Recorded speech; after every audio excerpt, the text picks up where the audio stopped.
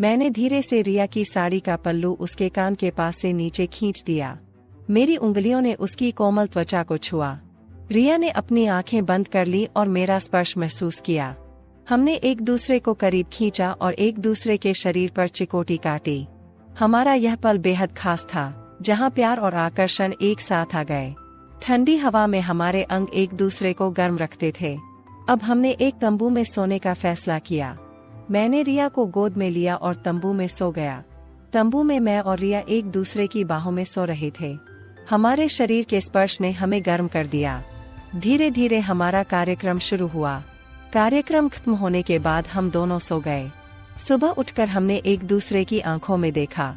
हमारे चेहरे पर एक नई चमक थी, मानो प्यार का अनुभव हमें एक नई शुरुआत की ओर ले जा रहा हो। रिया ने सोचा कि कल रात क्या हुआ था, और एक पल के लिए उसे लगा कि उसने कुछ गलत किया है। नमस्कार दोस्तों, 33 साल का संजय फेसबुक पर कुछ ऐसे ही पोस्ट देख रहा था। तभी उसकी नज़र रिया नाम की मारवाड़ी महिला पर पड़ी। वह उम्र में उससे थोड़ी बड़ी थी, लेकिन उसका व्यक्तित्व उसे बहुत आकर्षक लगता था। रिया की प्रोफाइल में साहसी स्वभाव देखकर संजय उससे बात करने के लिए उत्सुक था। कुछ ही दिनों में उनकी दोस्ती बढ़ गई और फेसबुक की सीमा से बाहर निकलकर फोन पर उनकी बातचीत शुरू हो गई। उनकी दोस्ती वीडियो चैट तक बढ़ गई। अपने सामाजिक और सांस्कृतिक मतभेदों के बावजूद वे एक दूसरे की कंपनी का आनंद लेने लगे। रिया के मातृ प्रेम और संजय की उत्साही भावना ने एक अनूठी पहचान बनाई, जिसे दोनों संजोकर रखना चाहते थे। एक बार संजय ने रिया को बुलेट पर घूमने के लिए बुलाया। रिया उत्साह के साथ तैयार हो गई। रिया हमेशा नए अनुभवों की तलाश में रहती थी। दोनों इस रोमांचक यात्रा की तैयारी करने लगे। नए सफर के सपने संजोने लगे। आज वे दोनों घूमने निकलते हैं। सड़क के दोनों ओर हरे भरे पेड़, ऊंचे ऊंचे पहाड़ और तेज बहती नदियां उनके साथ थीं। वे सुरमय दृश्यों का आनंद लेते हुए आगे बढ़ रहे थे। जैसे जैसे वे अपनी यात्रा पर आगे बढ़ते गए, वैसे वैसे माहौल धीरे धीरे ठंडा होता गया। अब उनका उत्साह बढ़ता गया।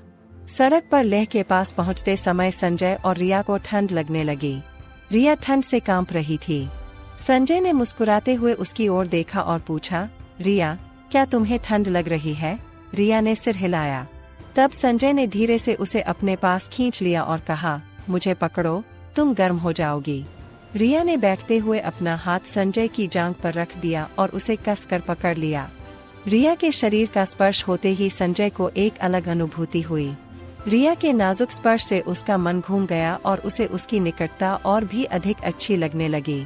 संजय ने सोचा कि इस पल को हमेशा के लिए संजोकर रखना चाहिए। जैसे ही वे लेह की तलहटी में पहुंचते हैं, एक सुरमय दृश्य उनका इंतजार करता है।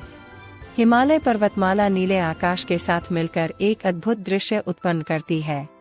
सूरज पहाड़ों पर मंद किरणें फैला रहा था, मानो प्रकृति ने उन्हें कोई विशेष उपहार दिया हो। जैसे ही सूरज डूबता है, आकाश में रंगों का जादुई नृत्य शुरू हो जाता है, जिससे सृष्टि की सुंदरता का पता चलता है। उस मंत्रमुग्ध कर देने वाले क्षण में संजय ने अपना बैग खोला और रम की एक बोतल निकाली।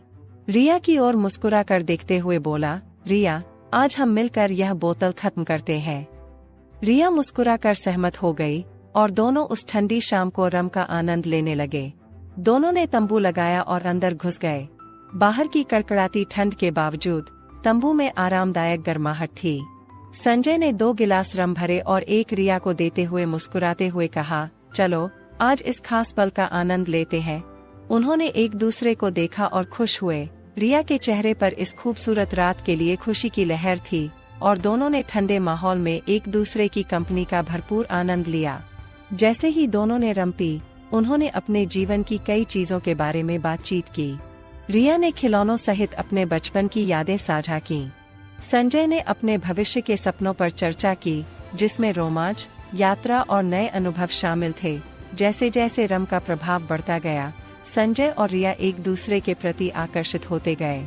संजय ने रिया का हाथ पकड़ा और कुछ अनिश्चितता के साथ कहा, रिया, मैं तुम्हें बहुत पसंद करता हूँ। लेकिन उसके चेहरे के भाव सब कुछ कह रहे थे, जो उसके मन में अज्ञात भावनाओं को स्पष्ट रूप से व्यक्त कर रहे थे, और दोनों के बीच दूरियां धीरे धीरे कम हो रही थीं। रम के नशे में और हिमालय के शांत वातावरण में संजय और रिया अपनी भावनाओं की आग में जल रहे थे। रिया ने संजय की आंखों में देखते हुए पूछा, संजय, तुम मेरे बारे में क्या सोचते हो? उसके प्रश्न में एक अनोखा जादू था जिसने संजय को सोचने पर मजबूर कर दिया। रिया की आंखें चांद की तरह चमक रही थीं। उसके गालों पर एक नाजुक गुलाबी रंग खिल गया। रिया ने पारंपरिक गुजराती साड़ी पहनी हुई थी जिसका रंग गहरा लाल था और यह उसकी त्वचा के रंग पर अद्भुत लग रही थी। साड़ी के पल्लू पर गोल्डन बॉर्डर और बारीक कढ़ाई थी। उसने जो ब्लाउज पहना था उसकी फिटिंग बहुत अच्छी थी और कंधों पर नाजुक पट्टियां थीं। उनके शरीर पर उनकी काली डोरी बेहद आकर्षक लग रही थी और पूरे लुक में एक अनोखा आकर्षण पैदा हो गया था। संजय ने एक पल सोचा और कहा, रिया, मैं तुमसे बहुत प्यार करता हूँ। मुझे तुम्हारे साथ बहुत अच्छा लगता है। मैं अपने जीवन में तुम्हें बहुत महत्व देता हूँ। रिया ने संजय का हाथ पकड़ लिया और कहा, तुम्हें पता है, मैं भी तुमसे प्यार करती हूँ। उनकी आंखें मिलीं और उनके दिल एक साथ धड़कने लगे। संजय ने धीरे से रिया की साड़ी का पल्लू नीचे खींच लिया और संजय की उंगलियां उसकी कोमल त्वचा को छू गईं। रिया ने अपनी आंखें बंद कर ली और संजय का स्पर्श महसूस करने लगी। उनकी बातचीत गर्म और भावुक थी। उन्होंने तंबू में सोने का फैसला किया और चंद्रमा की किरणें उस पर पड़ रही थीं। तंबू में मैं और रिया एक दूसरे की बाहों में सो रहे थे। हमारे शरीर के स्पर्श ने हमें गर्म कर दिया। धीरे धीरे उनका कार्यक्रम शुरू हुआ। कार्यक्रम खत्म होने के बाद वे दोनों सो गए। सुबह उठकर उन्होंने एक दूसरे की आंखों में देखा। उनके चेहरे पर एक नई चमक थी, मानो प्यार का अनुभव उन्हें एक नई शुरुआत की ओर ले जा रहा हो। रिया ने सोचा कि कल रात क्या हुआ था और एक पल के लिए उसे लगा कि उसने कुछ गलत किया है। रिया कहती है, संजय, हमने कल रात जो किया वह गलत था।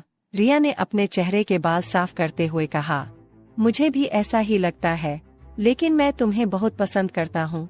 रिया ने संजय का हाथ पकड़ते हुए जवाब दिया, मैं तुम्हें बहुत पसंद करती हूँ, लेकिन मुझे नहीं पता कि हम इस रिश्ते को कैसे आगे बढ़ा सकते हैं। उसकी आवाज में एक विचारशीलता थी जो उनकी भावनाओं की जटिलता को दर्शाती थी। कुछ देर तक दोनों चुप रहे। संजय ने फिर कहा, चलो इसके बारे में आगे सोचते हैं। हम बस इस पल को जीते हैं। रिया ने सहमति व्यक्त की। उन्होंने एक दूसरे को पास खींच लिया और उगते सूरज की ओर देखा और उन्हें लगा कि सूर्योदय की सुनहरी किरणें चमक रही हैं। इस विशेष क्षण का आनंद लेते हुए एक साथ होने का एहसास हुआ। संजय और रिया लेह के बाजार में घूम रहे थे। तब रिया ने हिमालय की चोटियों की ओर देखा और कहा, संजय, यह नज़ारा कितना सुंदर है। तब संजय ने मुस्कुराते हुए कहा, उससे भी ज्यादा मुझे कोई और लगता है। रिया ने उत्सुकता से पूछा, क्या?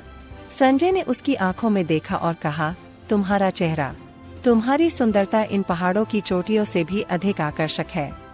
रिया ने शर्मा कर नजरें झुका लीं। संजय ने उसका हाथ पकड़कर कहा, रिया, मुझे तुमसे प्यार हो गया है। तुम्हें मेरी जिंदगी में आना होगा।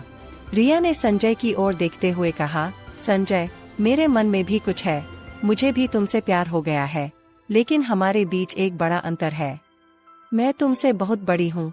रिया ने गंभीरता से सोचते हुए जवाब दिया, लेकिन हमारे रिश्ते में इन बातों का ख्याल रखना चाहिए। परिवार, समाज हमारे रिश्ते के बारे में क्या सोचेगा? रिया ने चिंतित स्वर में पूछा। संजय ने आत्मविश्वास से उत्तर दिया, हमें अपने दिल की बात सुननी चाहिए, वही करना जो हमें सही लगे। दोनों एक दूसरे की बाहों में समा गए और एक दूसरे के प्यार में खो गए। मन की उलझन छोड़कर उन्होंने उस पल का आनंद लिया। लेह की खूबसूरती का आनंद लेते हुए प्यार की एक नई कहानी लिखी जा रही थी। लेह की तलहटी में संजय और रिया एक दूसरे को शादी के बंधन में बांध गए। शादी के बाद दोनों ने मुंबई जाने का फैसला किया, जो उनके दिमाग में एक साहसिक यात्रा थी, और अब वे हमेशा खुशी से रह रहे हैं।